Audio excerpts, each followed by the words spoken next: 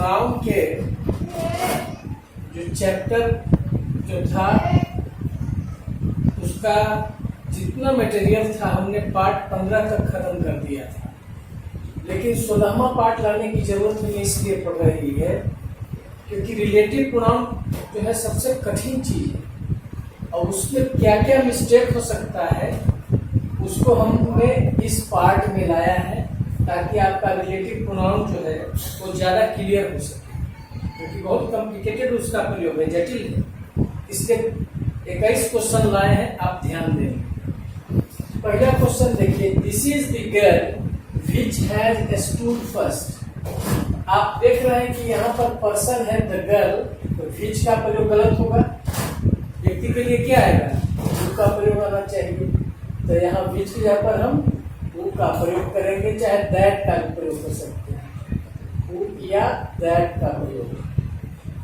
अगला question, the boy who is coming, that boy who is coming is Ram's brother.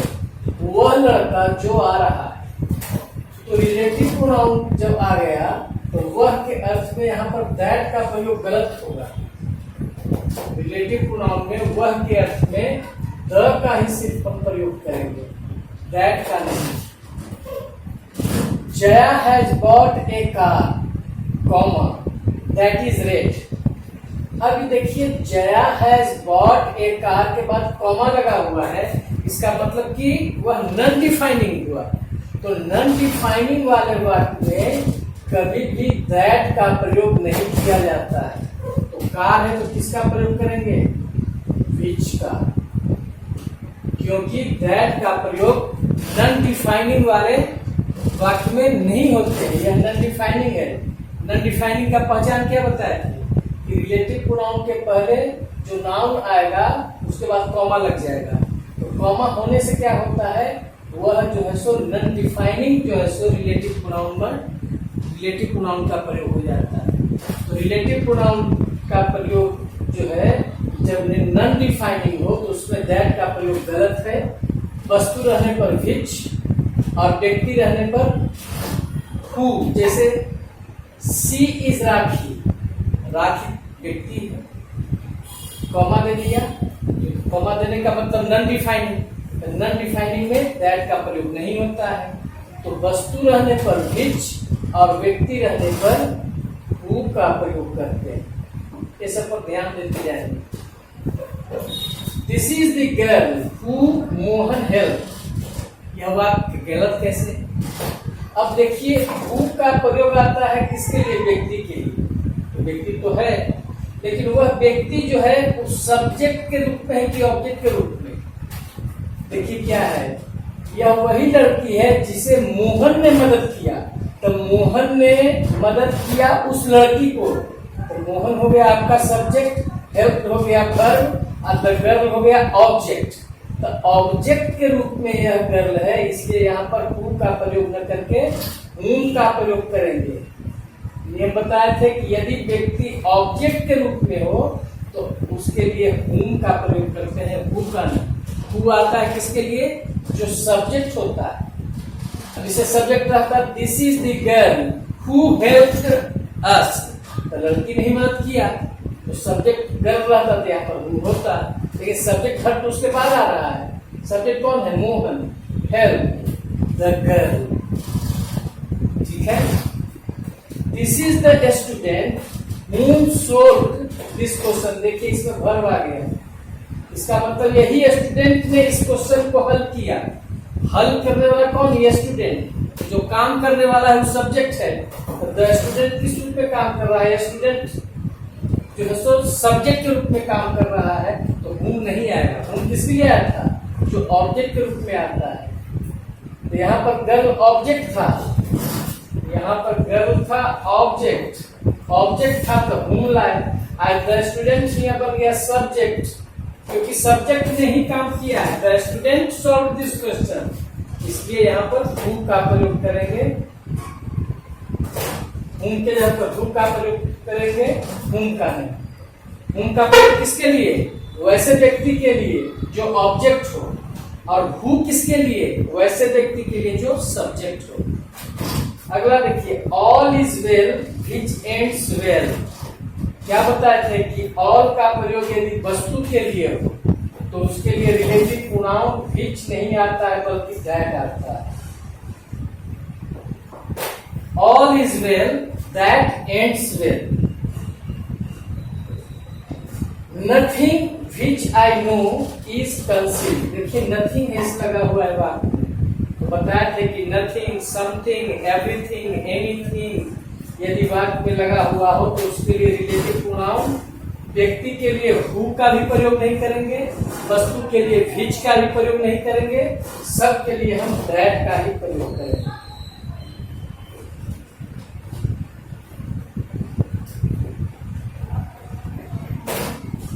Who is the first man? देखिए who is the first man?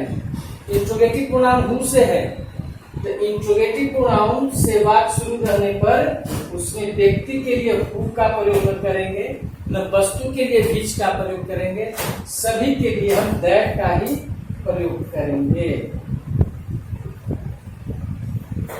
My book which is on the table is very useful। देखिए बताया है relative pronoun जो आया जिस noun के बदले में आया, उस नाउन के पहले पॉजेसिव केस नहीं आना चाहिए, पॉजेसिव एडजेक्टिव नहीं आना चाहिए। ये हम माई की जगह पर क्या लिखेंगे, सिर्फ द लिखेंगे, इसमें द आता है, द बुक। मतलब रिलेटिव प्रोनाउन के पहले जो नाउन आया उसके पहले द का प्रयोग होगा, न कि पॉजेसिव एडजेक्टिव का होगा। अगला question, the boy and the sheep. देखिए एक व्यक्ति है, दूसरा जानवर है या कोई वस्तु भी हो सकता है। अगर दोनों है तो इसके लिए विच का प्रयोग नहीं करेंगे या हु का प्रयोग नहीं करेंगे, दोनों अवस्था में यहाँ पर हम दैट का प्रयोग करेंगे। ठीक है, अगला question, this is the house in which Ram lives in. इसमें हम बताए हैं कि यदि विच के पहले प्रीपोजिशन लग जाए तो उस वाक्य में फिर वर्ब के साथ प्रीपोजिशन नहीं लगना चाहिए, इसलिए यहाँ पर यह जो है इन का जो प्रयोग दोबारा जो किए हैं एक गलत हुआ है, यहाँ पर हटाना पड़ेगा।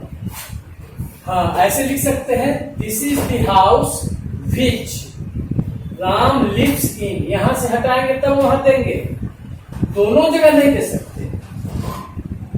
अगला question, Rahul has done well in the examination. That होगा कि हु होगा कि which shows that he is intelligent and laborious. देखिए इस वाक्य में यह जो वाक्य है एक क्लॉज है। क्लॉज का मतलब क्या होता है, जिस वाक्य में एक सब्जेक्ट हो और एक वर्ब हो। तो सब्जेक्ट वर्ब से वह वाक्य शुरू हुआ हो, मतलब यह एक क्या हो गया, क्लॉज हो गया। तो एक क्लॉज के लिए रिलेटिव प्रोनाउन के रूप में न तो दैट का प्रयोग होगा, न तो हु का प्रयोग होगा, जब भी होगा तो सिर्फ विच का प्रयोग किया जाएगा। एक क्लॉज के लिए रिलेटिव प्रोनाउन के रूप में विच। क्लॉज किसको कहते हैं, जिसमें एक सब्जेक्ट हो और एक वर्ब हो। अगला देखिए, this is the boy to that she was talking. बताए हैं कि रिलेटिव प्रोनाउन के पहले प्रीपोजिशन का प्रयोग होता है, लेकिन दैट के पहले नहीं और हुज के पहले नहीं। अगर यहाँ पर दैट रखेंगे तो यहाँ पर टू का प्रयोग करेंगे, नहीं तो यहाँ पर सीधे लिख देंगे क्या, this is the boy to whom she was talking। To whom लिख सकते हैं यहाँ पर, या whom लिख करके टू whom भी लिख सकते हैं, या whom लिखेंगे तो क्या हो जाएगा, whom she was talking to, preposition verb के साथ जुड़ जाएगा, यहाँ से प्रीपोजिशन हटा देंगे तो। लेकिन दैट के पहले प्रीपोजिशन आना ही नहीं चाहिए, क्योंकि दैट का कोई भी पॉजेसिव केस नहीं होता। समझ में आया। This is the man whom father, देखिए तो whom फादर नाउन आ रहा है, जिसके पिताजी, इसका मतलब कि यह पॉजेसिव केस है। तो पॉजेसिव केस में whom का प्रयोग नहीं होता है, बल्कि इसमें whose का प्रयोग होगा। इसका प्रयोग करेंगे whose का, जिसके पिताजी, whose फादर। whom जो है सो ऑब्जेक्ट के लिए आता है, और जब पॉजेसिव केस में आ रहा हो, मतलब उसके साथ नाउन आ रहा हो, तो whose का प्रयोग करेंगे। He is such a good boy who can solve this question। सच के साथ हमेशा जो है क्या आता है, एज। who का प्रयोग नहीं, सच के साथ हमेशा that he is such a good boy that can solve this question। ठीक है, क्योंकि इसमें वर्ब स्पष्ट है, इसलिए that का इसने प्रयोग किया।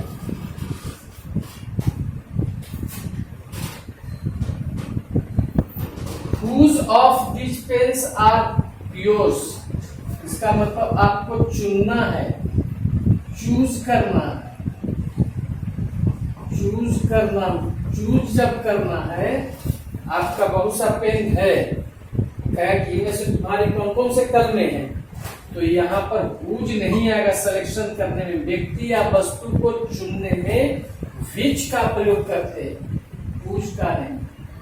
इसको याद रखिए, सिलेक्शन करने में, चुनने में।